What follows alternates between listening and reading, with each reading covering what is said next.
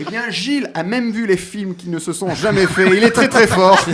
Voici le qui l'a pas fait de Gilles. J'aurais bien aimé le voir, ouais, celui-là. Régulièrement, je vous parle de films qui étaient censés se faire, mais qui pour raison X ou Y n'ont finalement jamais été réalisés. Et aujourd'hui, je vais vous parler de Martagneau et Mousqueton.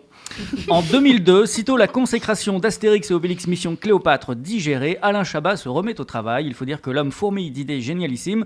L'une d'elles notamment décrit le cauchemar d'un homme à qui il ne reste plus que 1000 mots à dire avant de mourir. Chabat pense d'abord à Gad Elmaleh pour interpréter le personnage, mais une fois écrit, le sujet s'envole pour Hollywood et c'est en définitive Eddie Murphy qui se l'accapare sous la direction de Brian Robbins en 2012.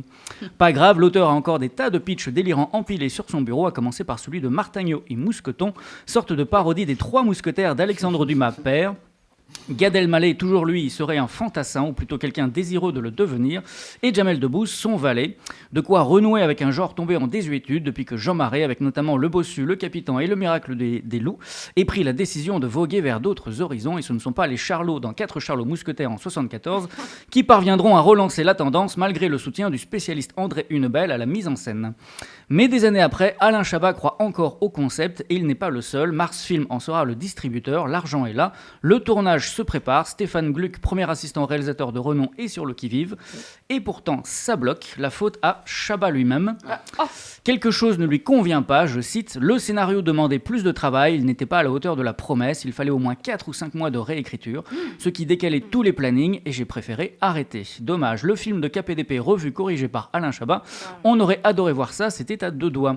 Sage résolution, l'échec en 2011 des aventures de Philibert, capitaine Puceau, conçu sur une veine similaire par Jean-François Alain, tente à nous le prouver, à peine 58 000 entrées contre un budget de 9 millions d'euros, ça fait mal.